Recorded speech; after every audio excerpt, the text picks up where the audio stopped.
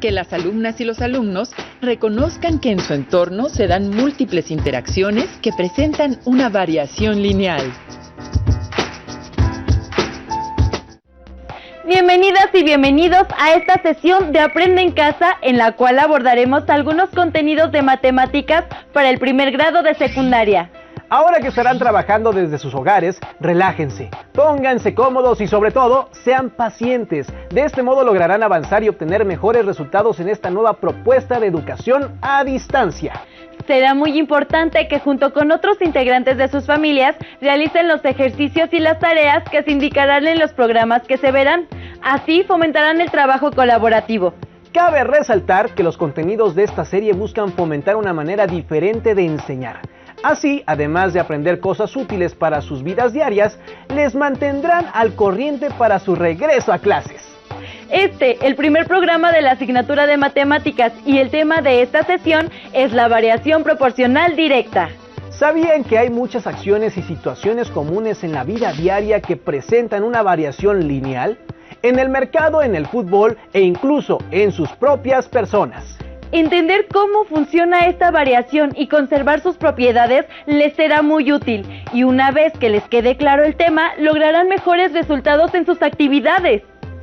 Por ejemplo, al viajar, al ir al gimnasio o al planear sus gastos para la semana, hay valores que aunque cambian, mantienen una relación entre ellos. Para comprender mejor este tema, les invitamos a ver el siguiente video. Tengan a la mano sus útiles para consultarlos en caso necesario o para que tomen apuntes. Ahora sí, pongan mucha atención y al terminar el video, regresaremos con ustedes.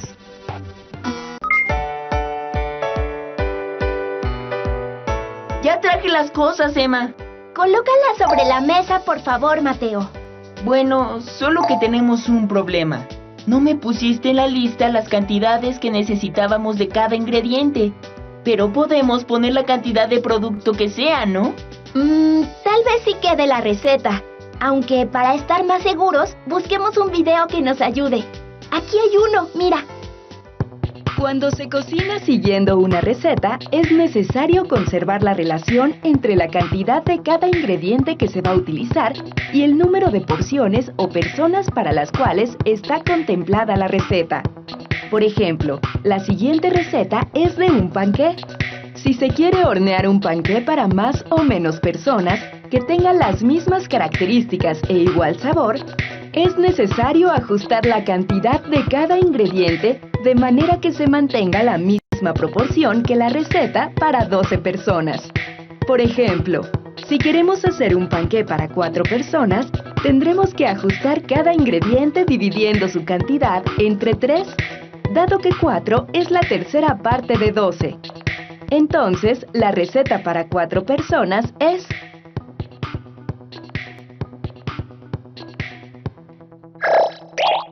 El concreto es la mezcla de 4 elementos básicos: cemento, arena, grava y agua. La aplicación y las características del concreto se determinan según el elemento en el cual será aplicado. Por ejemplo, para preparar 180 litros de concreto para firmes y pisos, se necesitan un bulto de cemento de 50 kilogramos, 6 cubetas de arena de 19 litros, 8 cubetas de grava de 19 litros y 2 cubetas de agua de 19 litros. Para preparar más o menos litros de concreto con las mismas características, es necesario conservar la proporción que existe entre la cantidad total de concreto y los elementos de la mezcla. Por ejemplo, si se quiere preparar el doble de litros de concreto para losas y pisos que el indicado en la tabla, es decir, 360 litros, es necesario duplicar cada cantidad. Entonces, se necesita mezclar 2 bultos de cemento, 12 cubetas de arena, 16 cubetas de grava y 4 cubetas de agua. Pero si solo se necesita preparar 36 litros de concreto para losas y pisos, entonces se debe determinar la relación que hay entre 180 litros y 36 litros. Como 180 entre 5 es 36, solo se requiere preparar la quinta parte de lo que indica la tabla. De cemento se necesita la quinta parte de un bulto, que son 10 kilogramos, porque cada bulto tiene 50 kilogramos. De arena serían 6 quintos, que son 1.2 cubetas, lo cual equivale a un poco más de una cubeta. 8 quintos de grava, que son 1.6 cubetas. Y 2 quintos de agua, que son 0.4, lo cual equivale a un poco menos de media cubeta. Entonces sí necesitamos saber qué cantidad nos falta de cada producto, Mateo. Sí, revisemos los ingredientes que traje para ver qué nos sobra y qué nos falta. De acuerdo. Verás que esta receta nos quedará muy bien. Ya lo estoy saboreando. ¿Qué tal? ¿Les gustó el video?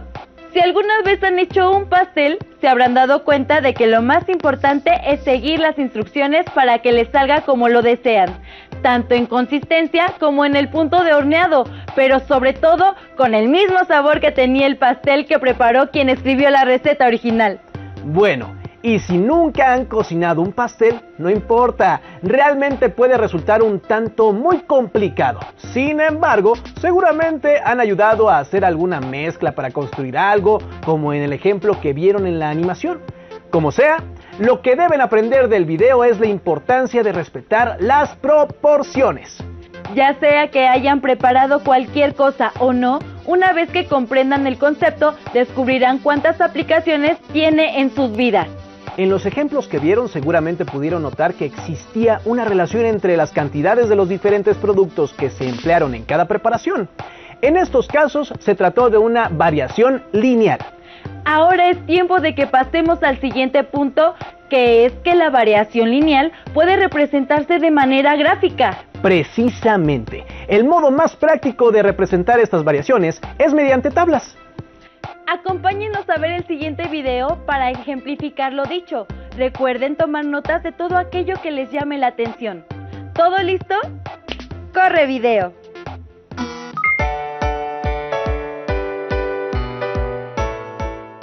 Ya vámonos, ¿qué miras? Esta tabla de precios del aguacate. Está carísimo.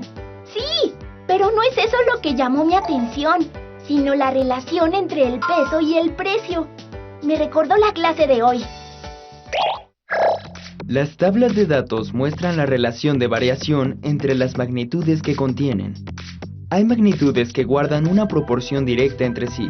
Veamos un ejemplo. Esta tabla muestra la relación entre la medida del lado de un cuadrado y su perímetro. Pausa el video para que puedas analizarla. ¿Listo? Ahora responde. Cuando aumenta la longitud del lado de un cuadrado, ¿aumenta o disminuye su perímetro? ¿Ya tienes la respuesta? Muy bien. Si la longitud del lado crece, su perímetro también. Y cuando la longitud del lado decrece, su perímetro también. Ahora, tenemos que deducir si crecen y decrecen en la misma proporción. Para ello, vamos a analizar su comportamiento. Fíjate bien, si la longitud del lado aumenta, por ejemplo, al doble, ¿la longitud de su perímetro también aumenta al doble? Ahora, si la longitud del lado del cuadrado disminuye, por ejemplo, en una tercera parte, ¿su perímetro también disminuye en una tercera parte? Muy bien. En ambos casos, la tabla se comporta de manera proporcional. Si el lado mide 1 centímetro, su perímetro es de 4 centímetros. Y si mide 2 centímetros, su perímetro es de 8 centímetros. 2 es el doble de 1 y 8 el doble de 4. En cuanto a su decrecimiento, también se comporta de manera proporcional. Cuando el lado mide 9 centímetros, su perímetro es de 36 centímetros. Si dividimos la longitud del lado entre 3, obtenemos como resultado 3 centímetros. Y cuando dividimos el perímetro entre 3, el resultado es 12 centímetros. Por lo que podemos ver que también disminuye de manera proporcional. Vamos a hacer un último análisis con esta tabla. Si divides los datos de la columna derecha entre el dato correspondiente a la columna de la izquierda, ¿qué número obtienes en todos los casos? Si divides 4 entre 1, el resultado es 4. Si divides 8 entre 2, el resultado es 4. Si divides 12 entre 3, el resultado es 4. Si divides 16 entre 4, el resultado es 4. Si divides 36 entre 9, el resultado también es 4. Esto se debe a que el perímetro de un cuadrado es la suma de sus 4 lados, por lo que podemos concluir que las magnitudes de esta tabla tienen variación proporcional directa. Pasemos a otro ejemplo. Ahora mira bien esta tabla. Muestra la estatura y edad de 5 personas. Analiza con cuidado los datos. Ahora contesta. ¿Crees que la estatura y edad de una persona tienen una variación proporcional directa? Tienes razón. Los datos en esta tabla no son magnitudes con variación proporcional directa, porque al doble de una edad no le corresponde el doble de una estatura. Por ejemplo, Mariana tiene el doble de la edad de Julián, pero si midiera el doble, entonces Mariana mediría 3 metros y 70 centímetros. ¡Imposible! Observa esta tabla. En ella se muestra la relación entre la cantidad de harina que se necesita para hacer un pastel y el número de personas. Ahora contesta. Según la información que se muestra, cuando aumenta o disminuye la cantidad de harina requerida para hacer el pastel, aumenta o disminuye el número de personas. Pausa el video y analiza la tabla. Como pudiste observar, si una aumenta, la otra también. Ahora, si divides los datos de la primera columna entre el dato que le corresponde de la segunda columna, ¿qué resultado obtienes? Al dividir los datos de la primera columna entre el dato correspondiente a la segunda, el resultado siempre es 50. Entonces, ¿las magnitudes de la tabla tienen o no una variación proporcional directa? Exacto. Esta es una tabla de variación proporcional directa. Entonces, ¿cuál es tu conclusión de la tabla que estabas viendo? ¿Existe una relación proporcional entre el peso y el precio del aguacate? Ya estamos de vuelta aquí, en el estudio. Siempre que compramos algo en el mercado y se ve involucrado su precio y su peso en gramos, nos encontramos ante una situación de la vida diaria que bien ejemplifica la presencia de la variación lineal. ¿A ti ya se te había ocurrido esto? Sí, aunque para ser sincera fue porque ya había visto el video. Lo importante es que ustedes comiencen a notar las diferentes situaciones que existen a su alrededor, en las que puede aplicarse y representarse una variación lineal. Exactamente. Al respecto, en el primer video pudieron ver un ejemplo, que fue la preparación de un pastel. Les recomendamos que cuando terminen de ver este programa, observen a su alrededor e identifiquen aquellas situaciones en las que interviene una variación proporcional directa. A mí se me ocurre, por ejemplo, que cuando era niña y estaba en la escuela, mientras más años cumplía, tenía que usar zapatos de una talla más grande. Me gusta ese ejemplo. A mí se me ocurre que mientras más larga es la distancia que tengo que recorrer, más tiempo me toma hacerlo. Platiquen con su familia a ver qué otros ejemplos se les ocurren. Las personas tenemos intereses distintos y se nos pueden ocurrir ejemplos muy diferentes. Del mismo modo, hay también diferentes maneras de representar la variación lineal. En la animación anterior vimos las tablas.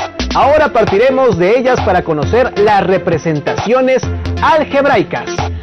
Para ello, les invitamos a ver el tercer y último video de este capítulo. Pongan mucha atención. Nos encontramos en 5 minutos. Una variación lineal se puede representar por medio de una tabla o una ecuación, y a partir de una de ellas se puede obtener la otra representación, o viceversa. En la siguiente tabla se muestra la relación entre la cantidad de boletos y sus costos para usar el sistema de transporte metro. Para empezar, se necesita una tarjeta que tiene un costo de 10 pesos, la cual sirve para hacer las recargas de los siguientes viajes, considerando que el costo por boleto es de 5 pesos.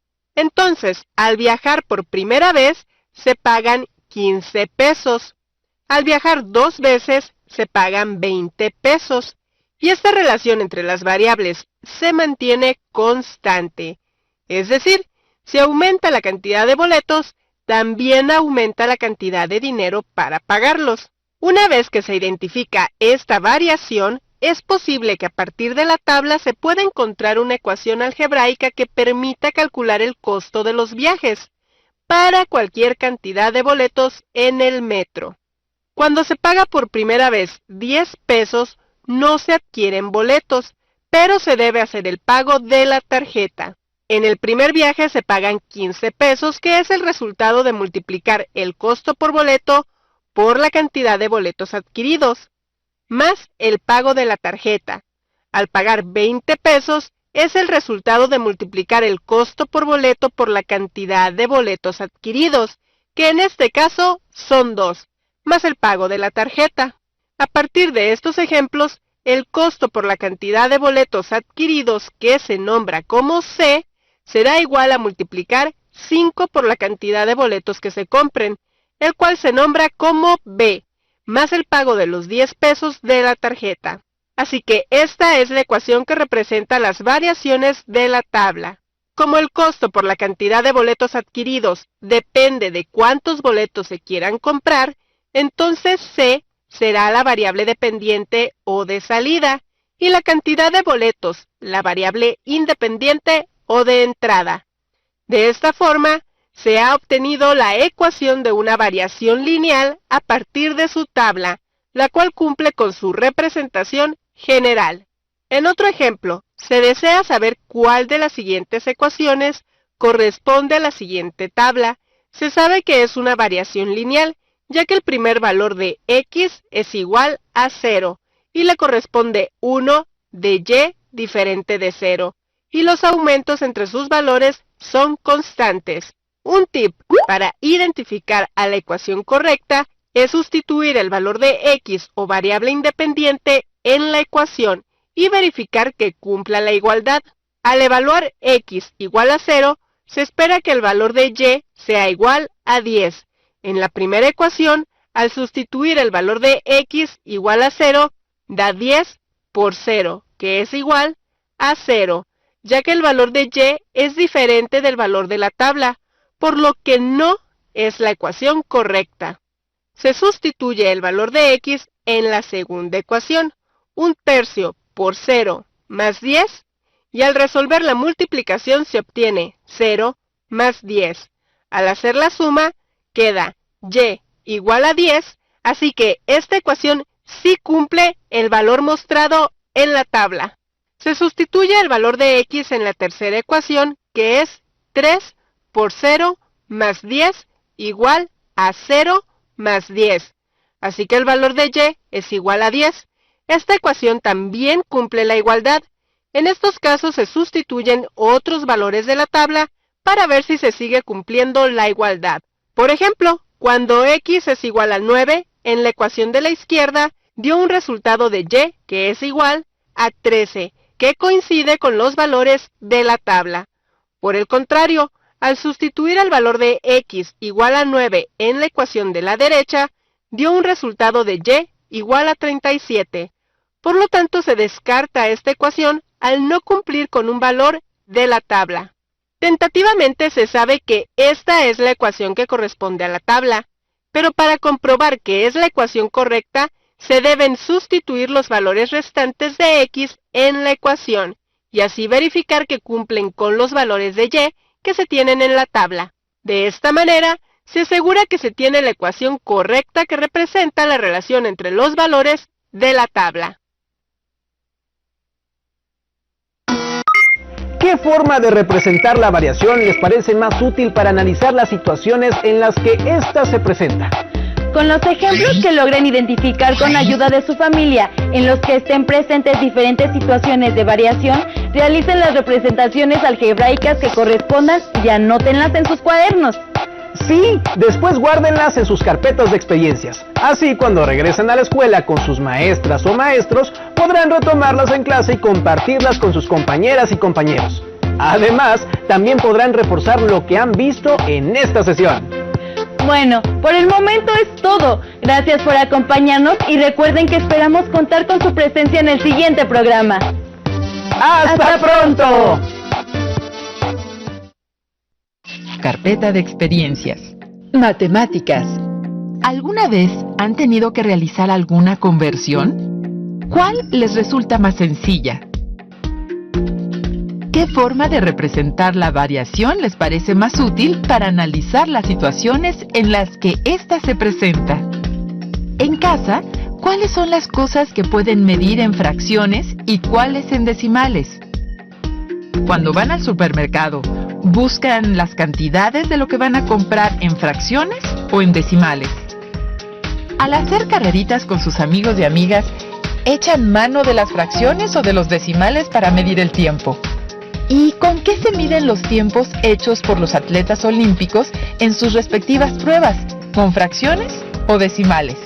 Realicen las representaciones algebraicas que correspondan y anótenlas en su carpeta de experiencias.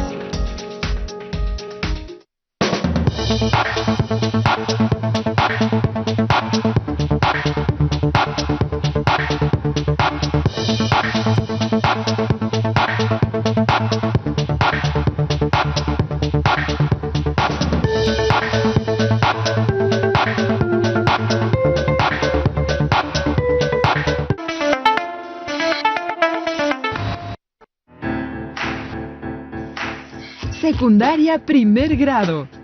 Geografía. ¿Cuál es la importancia de las actividades primarias?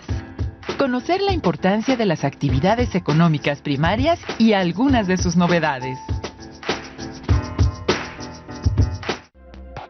¿Qué tal, alumnas y alumnos de primer grado de secundaria? Sean bienvenidas y bienvenidos a la programación de Aprende en Casa. Una propuesta diferente para que desde su casa ustedes puedan acercarse a los contenidos de las asignaturas y áreas de primer grado. Estos contenidos les serán de mucha ayuda en su crecimiento personal y cuando regresen a la escuela. Hoy vamos a conocer la importancia de las actividades económicas primarias y algunas novedades en torno a ellas. Las actividades económicas primarias son las que realizamos los seres humanos para cubrir nuestras necesidades básicas, como alimentación, vestido y vivienda. Por ejemplo, la ropa y el calzado que vestimos no estarían a nuestra disposición si no fuera por la participación de la agricultura y la ganadería en la obtención de las materias primas para elaborar estos productos. Veamos otros ejemplos en el siguiente video. Hola, ¿qué tal? Hoy les presento el mercado de mi colonia. Ahí podemos encontrar de todo, frutas, verduras y la zona de carnicerías, etc. Es muy fácil seleccionar, comprar y llevar a casa todo lo que necesitamos para comer rico. Pero, ¿alguna vez se han preguntado sobre el trabajo que realizan los agricultores y los ganaderos para producir nuestros alimentos? Le voy a llamar a Tlali. Quizá ella tenga alguna cápsula sobre este tema. Hola, Edmundo, ¿en qué te puedo ayudar? Me gustaría que nuestros seguidores conozcan todo lo que hay detrás de la producción de nuestros alimentos. ¿Nos puedes ayudar? Claro, la agricultura y la ganadería son dos actividades básicas para nuestro desarrollo. Aquí está la cápsula, veámosla.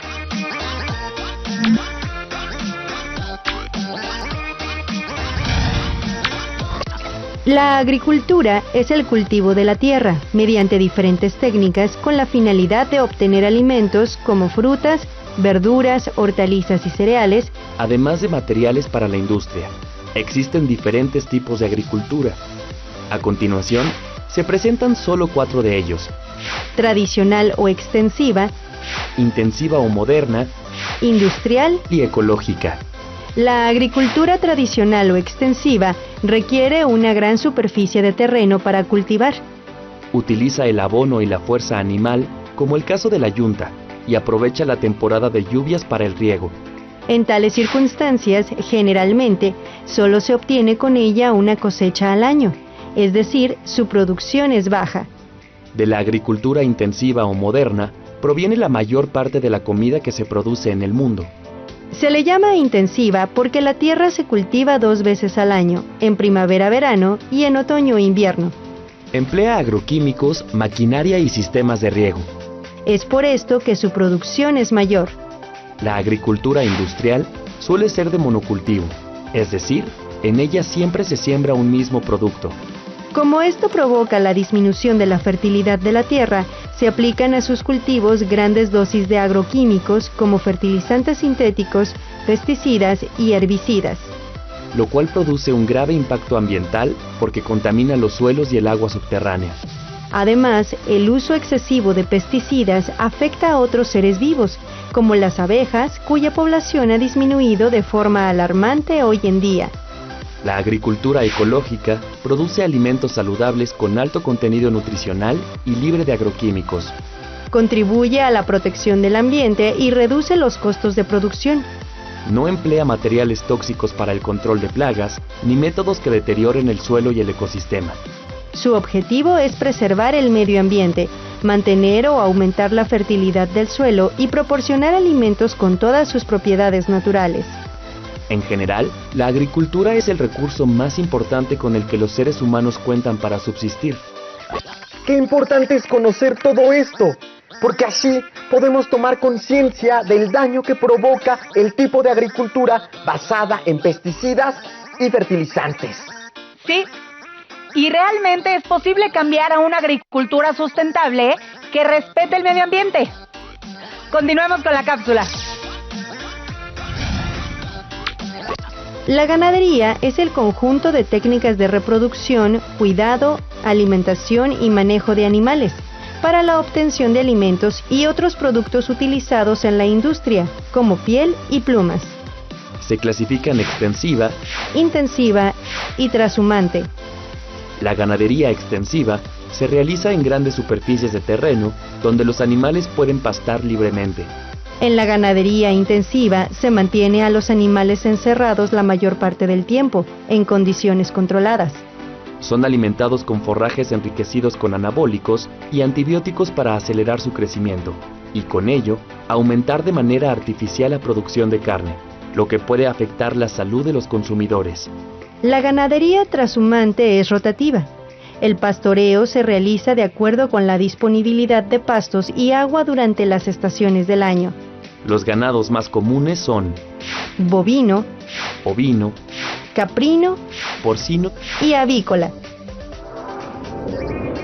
La ganadería es una de las actividades más antiguas que el ser humano ha realizado desde tiempos prehistóricos para obtener alimento y vestido. Sin embargo, es necesario encontrar un equilibrio en donde se cubran las necesidades alimenticias de los seres humanos sin que ello signifique riesgos para la salud y una vida de sufrimiento para los animales. Así es. Por eso es importante que estas actividades se lleven a cabo a través de proyectos de desarrollo sustentable. Te agradezco la información, Tlali. De nada, Edmundo. Me despido de ti y de tu audiencia. Adiós, Tlali. Adiós, amigos. Nos vemos en el camino. ¿Por qué son importantes la agricultura y ganadería? Existen diferentes tipos de ambas y cada una cuenta con distintas características. ¿Qué tipo de agricultura consideran que ofrece más beneficios? Además, aplicar los principios de la sustentabilidad en la ganadería y la agricultura puede significar una menor presión sobre los recursos naturales e incluso propiciar relaciones comerciales más justas entre los países. La aplicación de los avances de la ciencia y la tecnología en las actividades económicas primarias también pueden contribuir a lo anterior, como en el caso de la agricultura digital. Observen. Hola, ¿cómo están? Hoy quiero comentarles algo que leí y que me parece muy interesante, pero déjenme marcarle a Tlali para que también lo sepa.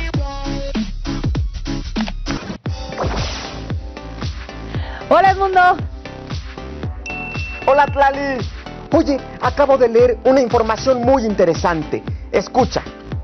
Actualmente, el 40% de los alimentos que consumimos podrían cultivarse en nuestra propia casa, pero solo el 3% de la población urbana cultiva los alimentos que consume. Esta información es parte del estudio del Instituto Tecnológico de Massachusetts, en Estados Unidos. ¿Qué te parece?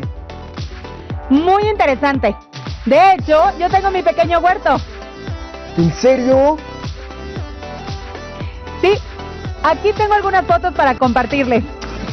Esto es lo que estoy cultivando desde hace algún tiempo.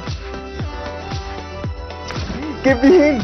¿Y cómo sabes qué cultivar y qué cuidados deben tener esos vegetales? Vi un video sobre la agricultura digital que plantea la posibilidad de mejorar los cultivos en el campo y en la ciudad con el uso de la tecnología. ¿Agricultura digital? ¿Qué es eso?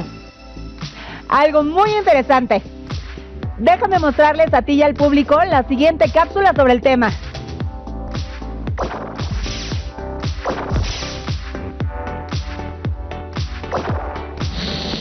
Agricultura digital es el uso de la tecnología y los sistemas de datos en la agricultura para hacerla una actividad más rentable y sostenible, en el aspecto social, económico y ambiental. Además, ofrece la posibilidad de obtener alimentos seguros, nutritivos y benéficos para todos. Un ejemplo de este tipo de agricultura es la que se lleva a cabo con sensores colocados en los cultivos para registrar la humedad, las horas de sol, la temperatura, la cantidad de agua en la tierra e incluso el contenido de minerales en el suelo. Los datos recolectados se suben a la nube, se analizan y se genera información. Posteriormente, el agricultor puede descargar con su celular toda la información obtenida y tomar decisiones para mejorar su cultivo. Por ejemplo, aplicar tratamientos fitosanitarios o fertilizantes cuando se justifique ante una amenaza real de plaga o enfermedad. U observar los informes sobre el tiempo atmosférico para prevenir su impacto en los cultivos. Si sabe que va a llover, no será necesario regar el cultivo, pero sí protegerlo en caso de que haya riesgo de granizo. Otra tecnología que ayuda a prevenir las plagas antes de que arruinen los cultivos son los drones. Estos vehículos autónomos detectan desde el cielo las plagas, las analizan y notifican sobre los insecticidas y pesticidas necesarios para combatirlas. Incluso pueden aplicar esos agroquímicos. De esta forma, el agricultor puede reducir costos y aumentar su rendimiento. Otra vertiente de la agricultura digital es la que se puede realizar en las grandes ciudades. Dentro de cada hogar, es posible iniciar un huerto familiar, con el uso de las nuevas tecnologías que permiten acceder a toda la información necesaria para implementarlo. Las familias que lo llevan a cabo lo hacen por medio de pequeñas plataformas de producción, donde pueden controlar los nutrientes a través del sistema de riego, lo que permite un desarrollo óptimo de las plantas cultivadas. De igual forma, los agricultores urbanos pueden introducir datos en sus dispositivos electrónicos y descargar información con recomendaciones específicas para sus cultivos. El uso de la agricultura digital tiene muchos beneficios. Ayuda a que los agricultores en el campo alcancen su máximo potencial en la producción de alimentos. Asegura la producción de huertos caseros y materias primas de mayor calidad. Es decir, permite obtener alimentos sanos y nutritivos. Reduce el uso de pesticidas y agua en los cultivos, lo que evita daños al medio ambiente, porque no se contamina ni se desperdicia el vital líquido al permitir un mejor aprovechamiento del mismo. Ofrece la posibilidad de garantizar el abasto de alimentos tanto de las poblaciones actuales como de las generaciones futuras. ¿Qué te pareció? ¡Excelente! Voy a cultivar un huerto en mi casa. Utilizaré los recursos que la tecnología me ofrece para hacerlo. ¿Saben si en su localidad se emplea la agricultura digital? Podrían investigar qué técnicas de cultivo se practican en donde ustedes viven y colocar un huerto familiar apoyados en la tecnología. Tlali, muchas gracias por todo. Gracias a ti. Saludos a la audiencia.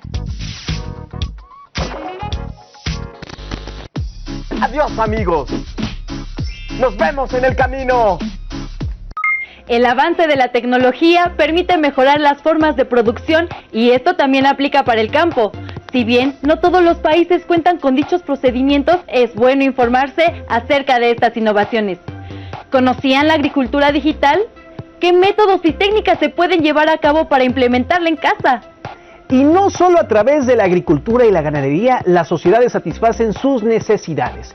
Existe otra actividad que provee alimentos como el pescado, los camarones, el pulpo y los ostiones: la pesca. ¿Qué saben acerca de la distribución de las principales zonas pesqueras en el mundo?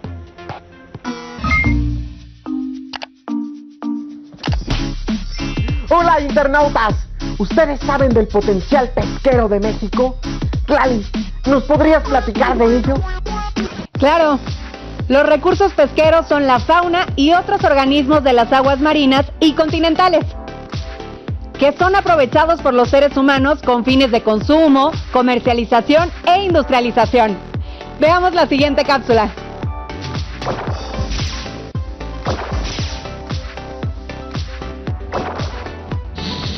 La pesca es la captura de peces y otros organismos acuáticos en océanos, lagos y ríos. Proporciona alimentos y materia prima para la industria. Además, es fuente de empleo de millones de personas en el planeta.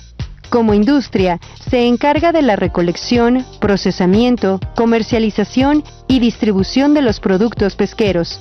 La mayor actividad pesquera se lleva a cabo en los mares, en grandes barcos con alta tecnología.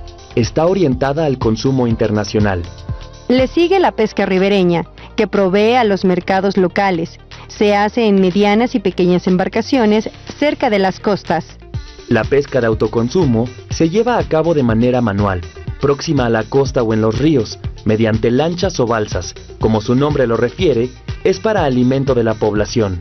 La acuicultura, o cultivo de peces y crustáceos en el mar y agua dulce, representa una alternativa de producción ante el agotamiento de los recursos marinos. Es una forma de reducir la presión sobre la vida silvestre. A través de la acuicultura, México ocupa el 5º lugar a nivel mundial en la producción de mojarra tilapia. En este rubro también destacan países como China, Indonesia, India, Vietnam, Filipinas, Bangladesh, Corea del Sur, Noruega, Chile, Egipto y Japón. Respecto a la pesca de captura marina, sobresalen China, Indonesia, Estados Unidos de América, Federación de Rusia, Japón, Perú, India, Vietnam, Myanmar y Noruega. En este tipo de pesca, México ocupa el lugar 16 a nivel mundial. Su principal región pesquera se encuentra al noroeste. Está conformada por Baja California Sur, Sonora y Sinaloa. En ella se captura atún, calamar, camarón, langosta, lisa, anchoveta, pepino de mar, ostión, mojarra y sardina. No obstante, la pesca en México enfrenta varios problemas, entre ellos el bajo consumo de sus productos por parte de los habitantes debido al desconocimiento del valor alimenticio de las diversas especies, la sobreexplotación, la pesca ilegal, las malas condiciones de trabajo como inseguridad, incertidumbre y falta de garantía socioeconómica, el desplazamiento de comunidades y espacios tradicionales de trabajo en puertos y muelles por megaproyectos de desarrollo turístico, energético e inmobiliario, la contaminación de ríos, lagos, lagunas y mares. Hay que implementar proyectos eficientes para que la pesca se realice con más vigilancia, control y mecanismos de evaluación. ¡Hasta pronto, Edmundo! Adiós, Lali. México debe modernizar y desarrollar el sector pesquero. Con la riqueza de nuestros litorales, podríamos situarnos entre los 10 mayores productores a nivel mundial. ¡Nos vemos en el camino! Los recursos pesqueros tienen un gran potencial para atender las necesidades alimentarias de la creciente población en el mundo. Pero no todos los países que cuentan con la situación geográfica para desarrollar la pesca lo hacen así. ¿Cuál es la razón de que México no destaca a nivel mundial por su producción pesquera? ¿Cuál es la zona del país con mayor producción pesquera y por qué? Las características geográficas de un lugar influyen en el desarrollo de las actividades primarias. Para la agricultura es importante el acceso a fuentes de agua, así como el tipo de suelo y el clima según el producto que quiera cultivarse. La vegetación, la disposición de agua, el tipo de relieve y el clima influyen en la ganadería, y en la pesca intervienen el factor natural de la disposición de litorales.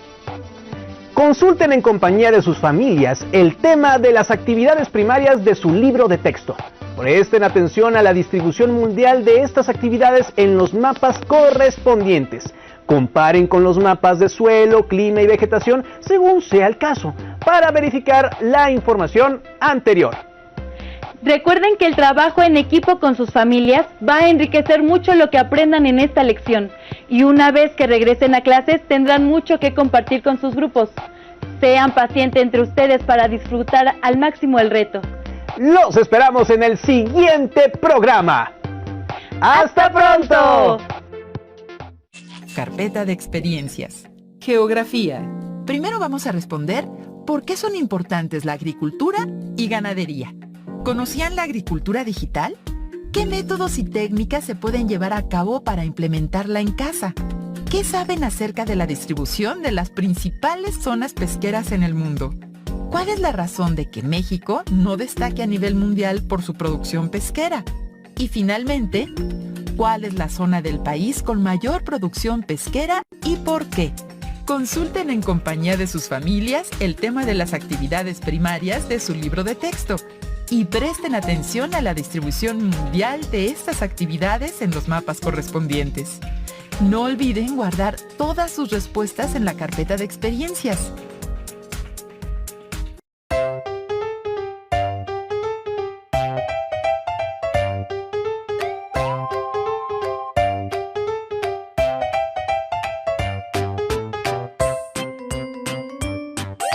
Hola, ¿qué tal? Vamos a ver nuestra pausa activa llamada sílabas con ritmo. Vamos a utilizar los nombres. Si un nombre tiene 3 sílabas, nuestra primera sílaba sería chasquidos. Nuestra segunda sílaba sería palmadas y nuestra tercera sílaba sería palmadas en los muslos. Vamos a poner un ejemplo con mi nombre. Esmeralda. Aquí tengo 4 sílabas. Lo que voy a hacer es repetir la última percusión. Esmeralda. Puedo utilizar el nombre de Pedro. Pedro. Podemos poner ejemplos con animales, frutas o nombres. Lo vamos a hacer con ciudades o estados. Vamos a empezar con Cancún. Cancún. Con Tlaxcala. Tlaxcala. Acapulco. Acapulco. Podemos ver que si son 4 sílabas, repetimos la última 2 veces. Espero que esto les sirva y les pueda ayudar a reforzar sílabas. Secundaria primer grado. Ciencias y tecnología. Biología. ¿Qué tan buena o mala puede ser la manipulación genética? Reflexionar acerca de los beneficios y riesgos de la manipulación genética para vislumbrar sus implicaciones éticas.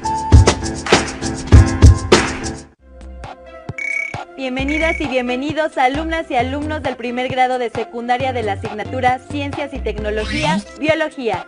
Esto es Aprende en Casa, una opción para que estudien desde casa y también una oportunidad para compartir y comentar lo aprendido con sus familiares. El tema de esta sesión es ¿qué tan buena o mala puede ser la manipulación genética?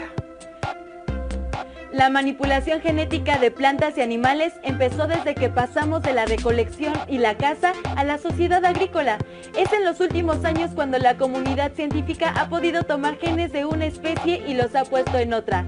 ¿Qué oportunidades y retos abre esto? Veamos el siguiente video.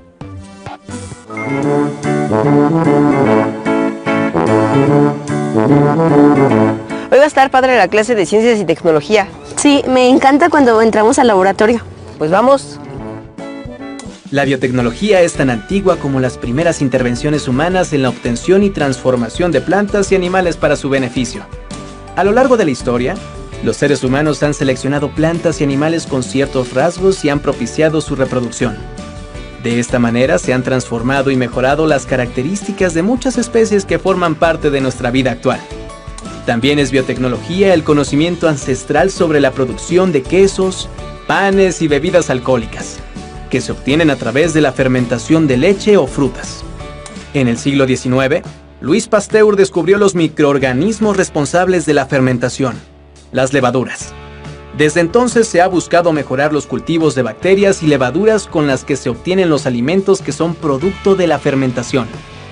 El desarrollo de la biotecnología médica dio un gran salto cuando Alexander Fleming descubrió que el hongo Penicillium impedía la reproducción de bacterias en una caja de cultivo, actuando como antibiótico. Posteriormente se aisló y purificó la sustancia producida por el hongo, y desde entonces se utiliza para tratar infecciones causadas por bacterias. Actualmente se producen antibióticos específicos y muy eficaces para el tratamiento de múltiples infecciones. La época moderna de la biotecnología está asociada al descubrimiento de la estructura del ADN, los genes y el código genético. Los avances actuales de la biotecnología basada en la manipulación genética han permitido el desarrollo de áreas como la salud y la medicina, la producción agrícola y ganadera, la industria alimentaria, así como la búsqueda de soluciones a la contaminación ambiental. A partir de estos avances, se han desarrollado plantas y microorganismos transgénicos con los que se producen vacunas y medicamentos que permiten prevenir y curar múltiples enfermedades. Incluso es posible insertar genes que permitan revertir el desarrollo de enfermedades genéticas. La biotecnología médica es uno de los campos de mayor investigación en el mundo, incluido nuestro país. Entre las aplicaciones de la biotecnología moderna, se pueden mencionar plantas capaces de resistir condiciones climáticas extremas, las que producen frutos que se mantienen frescos durante largos periodos, unas más que generan sus propios insecticidas y otras que contienen una mayor cantidad de proteínas o vitaminas necesarias para la salud humana. También se han producido bacterias que ingieren y transforman materiales normalmente no biodegradables, como plásticos y petróleo. O incluso ganado al que se le han insertado genes humanos para producir leche con cierto tipo de proteínas, que se emplean en la elaboración de medicamentos. Como podrás observar, son muchos los beneficios que puede aportar la biotecnología moderna. Sin embargo, es necesario considerar que la producción de ciertos organismos genéticamente modificados pueden afectar al medio ambiente y la salud humana. Un aspecto de suma importancia es tomar en cuenta las aplicaciones que pueden lesionar la integridad de las personas. Es así que ha surgido la bioética, campo de investigación científica y social, que busca vigilar y regular la forma en la que se usa la biotecnología moderna, prohibiendo las que lastimen o pongan en riesgo la salud e integridad de los seres humanos. Ya me quiero comer este yogurt. Sí, pero tienes que dejar que fermente como dijo la maestra. Ya sé, pero qué padre todas las cosas que ha hecho la biotecnología. Sí, pero también tiene sus riesgos. ¿Y ustedes qué tomarían en cuenta para que los experimentos de manipulación genética se realicen con ética y responsabilidad? ¿Cuáles consideran que pueden ser los mayores beneficios que ofrece la manipulación genética? ¿Cuáles consideran que pueden ser los mayores riesgos? Veamos qué relación hay entre los alimentos transgénicos y la salud.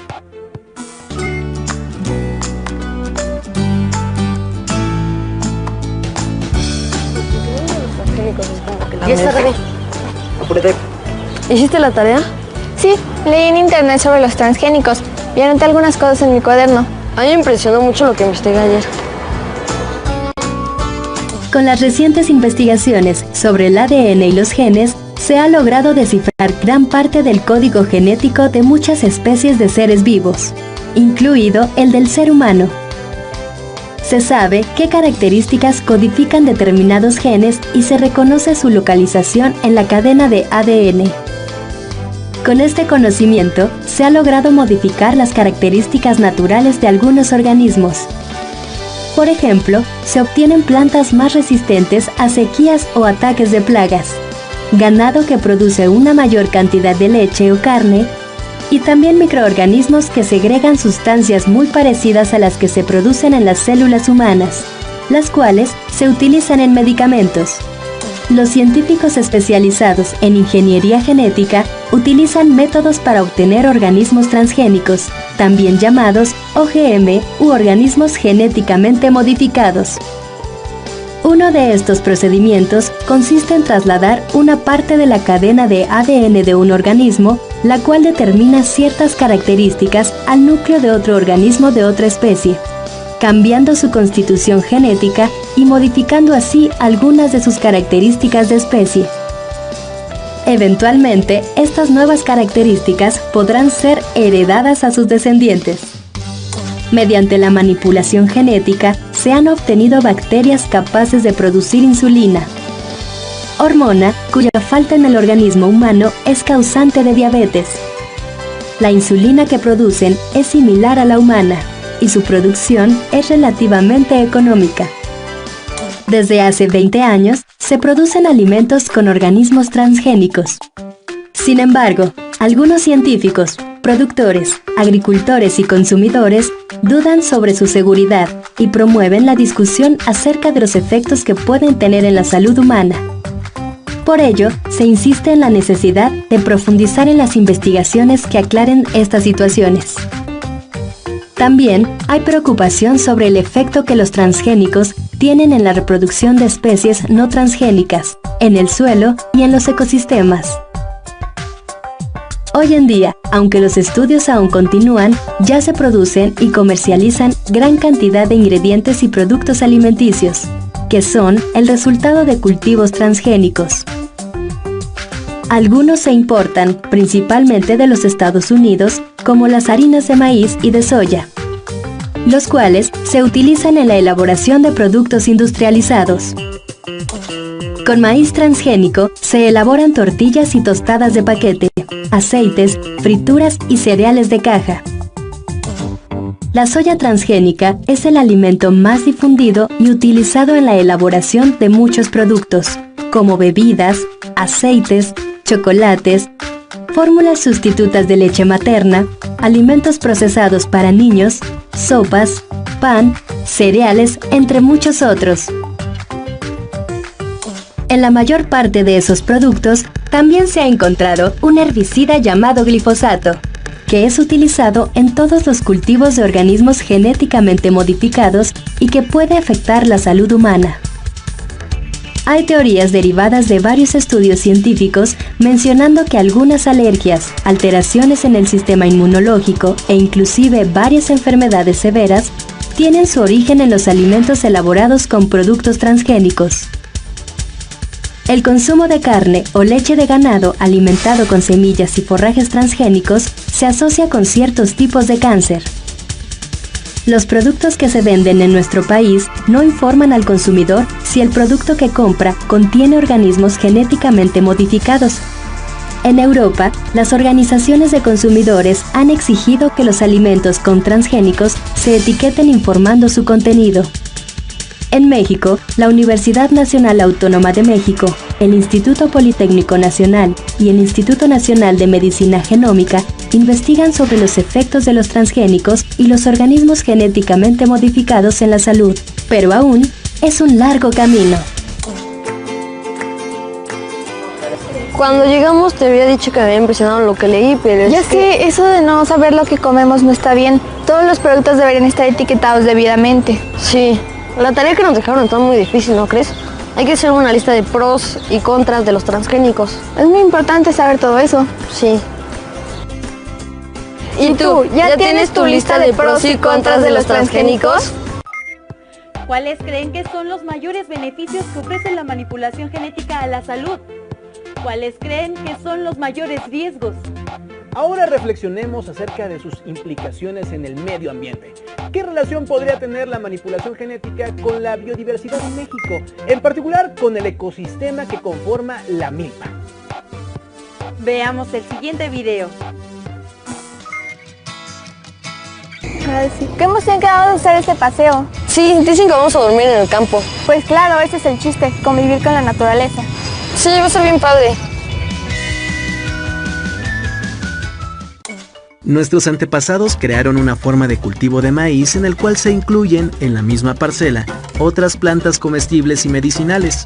Este sembradío recibe el nombre de milpa, del náhuatl mili, cultivo, y pan, encima del lugar. Es un policultivo, al contrario del monocultivo, en el cual solo se produce maíz, eliminando todo vegetal ajeno. El producto principal es el maíz, pero también se obtienen calabaza y frijol. Estos tres productos se reconocen como tríada mesoamericana.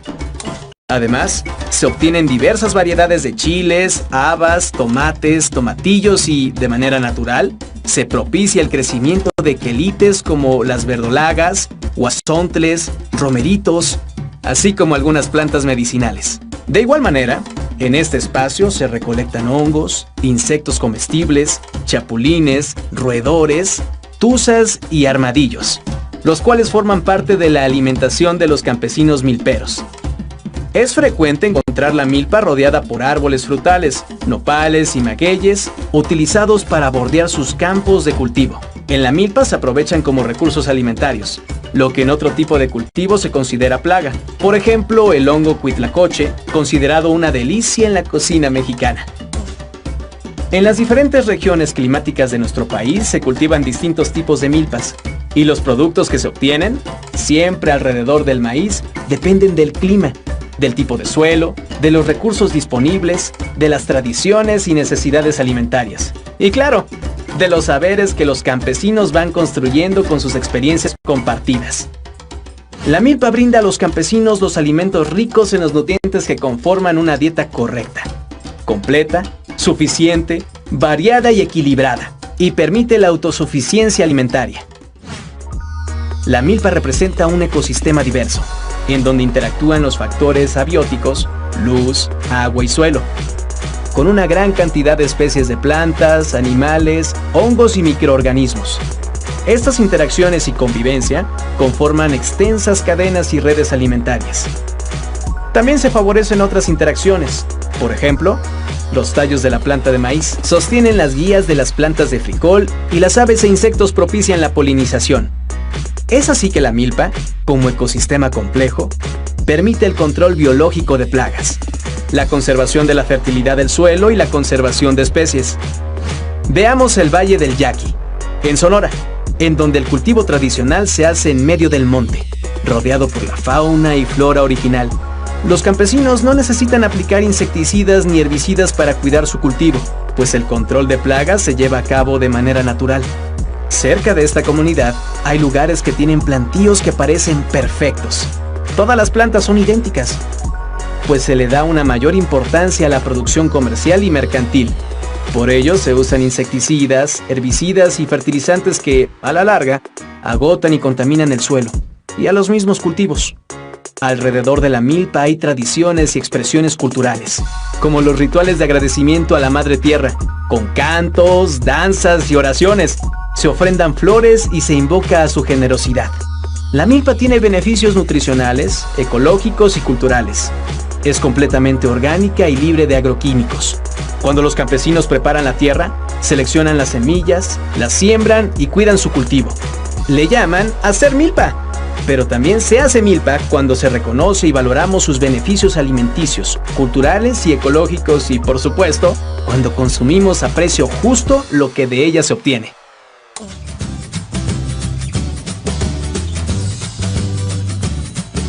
No le dices hola, me llamo Fran. Pues no. ¿Qué fue lo que más te gustó? Pues reconocer que las milpas fueron creadas por nuestros antepasados y los beneficios que tiene con la siembra de otras plantas, además del maíz. Y en comparación con los ¿cómo se llamaban? Policultivos, Pablo, policultivos. Sí, a mí me llamó la atención lo mismo. Lo que más me gustó es que no usan insecticidas ni herbicidas. Pensándolo bien, lo que más me gustó fue comer lo que produce la milpa. Los frijoles estaban buenos. Si en tu comunidad hay milpas, valóralas. Te proporcionan lo que necesitas para una alimentación correcta. Por milenios las comunidades han creado y compartido miles de variedades de maíz. Uno de los riesgos es que las plantas que nunca habían existido ahora desplacen a plantas autóctonas como el maíz. ¿Qué repercusiones podría tener esto? Las implicaciones de la manipulación genética siguen en debate. Por ello es importante estar al día, con información que obtengan de fuentes confiables.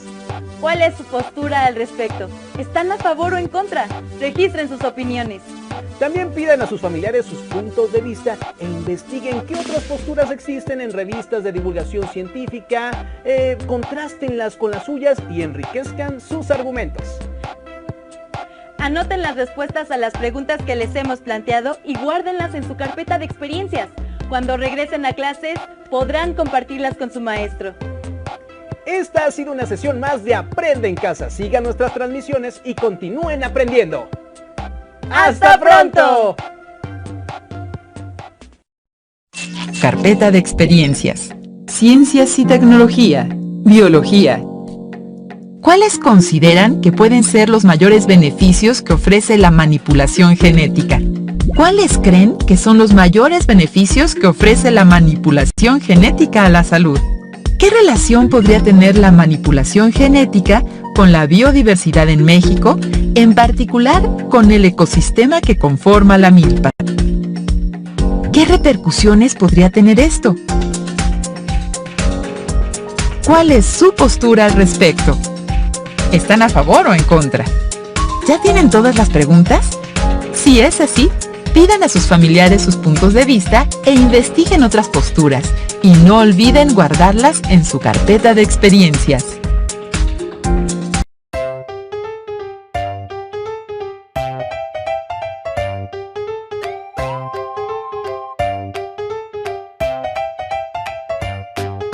Hola, mi nombre es Fernando Mejía y en esta ocasión vamos a trabajar una pausa activa relacionada con el movimiento de nuestros segmentos corporales.